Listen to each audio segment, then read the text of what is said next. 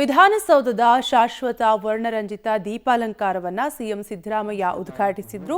ಶನಿವಾರ ಭಾನುವಾರ ವಿಶೇಷ ಸಂದರ್ಭದಲ್ಲಿ ವಿದ್ಯುತ್ ದೀಪಗಳನ್ನು ಚಾಲೂ ಮಾಡಲಾಗುತ್ತದೆ. ವಿಧಾನಸೌಧವನ್ನು ವಿದ್ಯುತ್ ದೀಪದಿಂದ ಅಲಂಕಾರ ಮಾಡಲು ಸುಮಾರು 1063 ವಿದ್ಯುತ್ ದೀಪಗಳನ್ನು ಬಳಸಲಾಗಿದೆ. ಲೆಕ್ಸಾ ಲೈಟಿಂಗ್ಸ್ಗೆ ಶಾಶ್ವತ ವಿದ್ಯುತ್ ದೀಪಾಲಂಕಾರದ ಗುತ್ತಿಗೆ ನೀಡಲಾಗಿದೆ.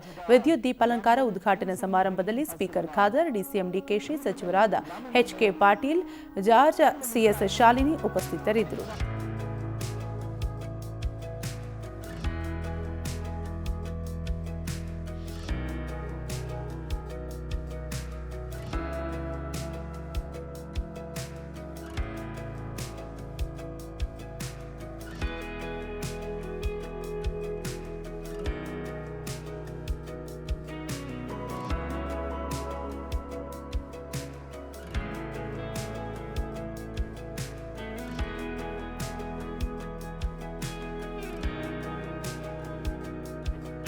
ವಿಧಾನಸೌಧದ ಶಾಶ್ವತ ವರ್ಣರಂಜಿತ ದೀಪಾಲಂಕಾರವನ್ನು ಸಿಎಂ ಸಿದ್ದರಾಮಯ್ಯ ಉದ್ಘಾಟಿಸಿದರು.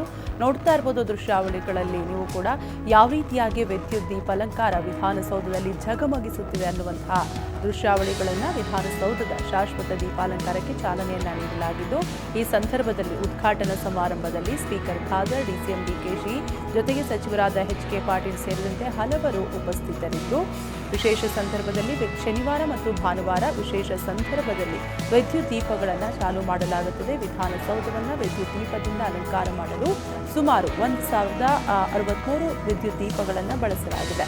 ಜೊತೆಗೆ ಲೆಕ್ಸಾ ಲೈಟಿಂಗ್ಸ್ಗೆ ಶಾಶ್ವತ ವಿದ್ಯುತ್ ದೀಪಾಲಂಕಾರದ ಗುತ್ತಿಗೆಯನ್ನು ನೀಡಲಾಗಿದೆ. ವಿಧಾನಸೌಧಕ್ಕೆ ಶಾಶ್ವತ ದೀಪಾಲಂಕಾರವನ್ನ ಮಾಡಿದ್ದಾರೆ.